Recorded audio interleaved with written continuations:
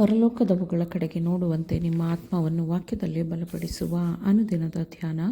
ಇಂದಿನ ಧ್ಯಾನದ ಶೀರ್ಷಿಕೆ ನಮ್ಮ ಪರಿಶುದ್ಧಾಲಯದ ತತ್ವ. ಈ ದಿನದ ಸತ್ಯವೇದದ ವಾಕ್ಯ, ಅವನು ಇವನಿಗೆ ಉದಯಾಸ್ತಮಾನಗಳ 2300ರವರೆಗೆ ನಡೆಯುವವು, ಅನಂತರ ಪವಿತ್ರಾಲಯಕ್ಕೆ ಪುನಃ ನ್ಯಾಯಸ್ಥಾಪನೆಯಾಗುವುದು ಎಂದು ಹೇಳಿದನು. ದಾನಿಯೇಲ 8ನೇ ಅಧ್ಯಾಯ 14ನೇ ವಚನ.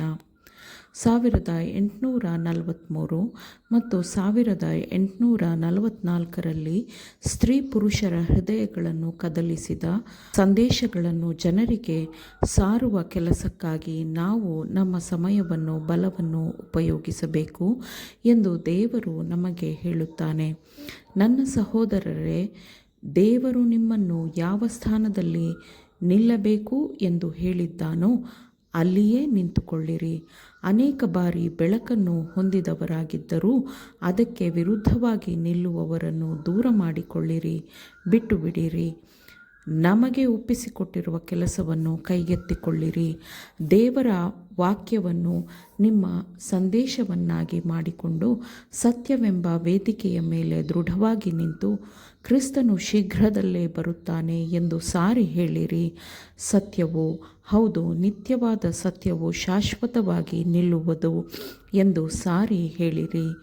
ಅರ್ಧ ಶತಮಾನಕ್ಕಿಂತಲೂ ಹೆಚ್ಚು ಕಾಲದಿಂದ, ಅಂದರೆ 1844ರಿಂದ ಪ್ರಸ್ತುತವಾದ ಸತ್ಯ ಎಂಬ ವಿಷಯದ ಅನೇಕ ಅಂಶಗಳನ್ನು ಪ್ರಶ್ನಿಸಲಾಗುತ್ತಿದೆ ಮತ್ತು ವಿರೋಧಿಸಲಾಗುತ್ತಿದೆ.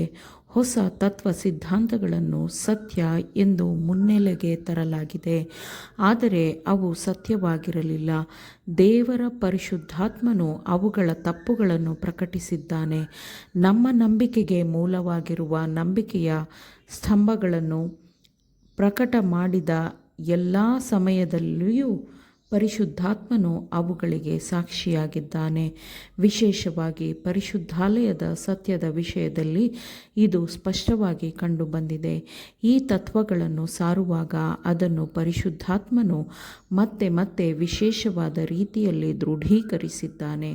ಆದರೆ ಹಿಂದಿನಂತೆಯೇ ಈ ದಿನಗಳಲ್ಲೂ ಹೊಸ ಸಿದ್ಧಾಂತಗಳನ್ನು ರೂಪಿಸಿಕೊಳ್ಳಲು ಸೈತಾನನಿಂದ ಕೆಲವರು ನಡೆಸಲ್ಪಡುತ್ತಾರೆ ಮತ್ತು ಪರಿಶುದ್ಧಾತ್ಮನು ಅನುಮೋದಿಸಿರುವ ಸತ್ಯಗಳನ್ನು ನಿರಾಕರಿಸಲು ನಡೆಸಲ್ಪಡುತ್ತಾರೆ. ಪರಲೋಕದ ಪರಿಶುದ್ಧಾಲಯದಲ್ಲಿ ಕ್ರಿಸ್ತನು ಮಾಡುತ್ತಿರುವ ಸೇವೆಯನ್ನು ಕುರಿತು ನಮಗೆ ಬಂದಿರುವ ಬೆಳಕಿನಿಂದ ನಮ್ಮನ್ನು ದೂರ ಮಾಡುವಂತಹ ಸಿದ್ಧಾಂತಗಳನ್ನು ಬೋಧಿಸಲು ಪ್ರಯತ್ನಿಸುವ ಯಾವ ವ್ಯಕ್ತಿಯನ್ನು ನಾವು ಶಿಕ್ಷಕನನ್ನಾಗಿ ಸ್ವೀಕರಿಸಬಾರದು. ಒಂದು ಜನಾಂಗವಾಗಿ ಪರಿಶುದ್ಧಾಲಯದ ಸತ್ಯದ ಬಗೆಗಿನ ತಿಳುವಳಿಕೆಯು ನಮಗೆ ಮಹತ್ವದ ವಿಷಯವಾಗಿದೆ. ನಾವು ಈ ವಿಷಯದಲ್ಲಿ ಬೆಳಕನ್ನು ಹೊಂದಿಕೊಳ್ಳಲು ಪ್ರಾಮಾಣಿಕವಾಗಿ ಹುಡುಕಿದಾಗ ನಮಗೆ ಬೆಳಕು ದೊರೆಯಿತು. ಪರಲೋಕದ ಪರಿಶುದ್ಧಾಲಯ ಮತ್ತು ಪರಿಶುದ್ಧ ಸ್ಥಳದಲ್ಲಿ ನಡೆಯುವ ಸೇವೆಯ ಕುರಿತು ಬಹಳ ಸ್ಪಷ್ಟವಾದ ದರ್ಶನವನ್ನು ನನಗೆ ತೋರಿಸಲಾಯಿತು. ಅದರ ಬಗ್ಗೆ ನಾನು ಅನೇಕ ದಿನಗಳವರೆಗೆ ಮಾತನಾಡಲು ಸಾಧ್ಯವಾಗಲಿಲ್ಲ. ಹಿಂದೆ ನಮಗೆ ಕೊಟ್ಟಿರುವ ಸಂದೇಶಗಳ ಪುನರುಜ್ಜೀವನವಾಗಬೇಕು ಎಂದು ದೇವರು ನನಗೆ ಕೊಟ್ಟಿರುವ ಬೆಳಕಿನಿಂದ ನಾನು ತಿಳಿದುಕೊಂಡಿದ್ದೇನೆ. ಏಕೆಂದರೆ ಜನರು ಹೊಸ ತತ್ವಗಳನ್ನು ರೂಪಿಸುವುದಕ್ಕೂ ಅವುಗಳನ್ನು ಶಾಸ್ತ್ರಾಧಾರಿತವೆಂದು ಸಾಬೀತುಪಡಿಸಲು ಮುಂದಾಗುತ್ತಾರೆ, ಆದರೆ ಅವು ತಪ್ಪುಗಳಾಗಿವೆ. ಅವುಗಳಿಗೆ ಸ್ವಲ್ಪ ಎಡೆ ಮಾಡಿಕೊಟ್ಟರೂ ಅವು ಸತ್ಯದ ಮೇಲಿನ ನಂಬಿಕೆಯನ್ನು ಕುಂದಿಸುತ್ತದೆ. ನಾವು ಇಂತಹ ಊಹೆಗಳನ್ನು ಸತ್ಯವೆಂದು ಅಂಗೀಕರಿಸಿ ಇತರರಿಗೆ ಬೋಧಿಸಬಾರದು. ದೃಢವಾಗಿ ಸ್ಥಾಪಿಸಲಾಗಿರುವ ಸತ್ಯವೆಂಬ ವೇದಿಕೆಯಿಂದ ನಾವು ಎಂದಿಗೂ ಕದಲಬಾರದು. ಯಾವಾಗಲೂ ಹೊಸತನ್ನು ಹುಡುಕುವ ಮಂದಿಯೂ ಇರುತ್ತಾರೆ. ಅವರು ತಮ್ಮ ಸ್ವಂತ ಕಲ್ಪನೆ ಮತ್ತು ಸಿದ್ಧಾಂತಗಳನ್ನೇ ಬೆಂಬಲಿಸುವಂತೆ ದೇವರ ವಾಕ್ಯವನ್ನು ಎಳೆದು ತಿರುಚುತ್ತಾರೆ. ಆದರೆ ನನ್ನ ಸಹೋದರರೇ, ದೇವರು ನಮಗೆ ಕೊಟ್ಟಿರುವುದನ್ನೂ ತನ್ನ ಆತ್ಮದ ಮೂಲಕ ಸತ್ಯವೆಂದು ಬೋಧಿಸುತ್ತಿರುವುದನ್ನೂ ನಾವು ನಂಬೋಣ. ಆತನ ಪರಿಶುದ್ಧಾತ್ಮನು ದೃಢೀಕರಿಸದ ತತ್ವಗಳನ್ನು ನಾವು ಬಿಟ್ಟು ಬಿಡೋಣ.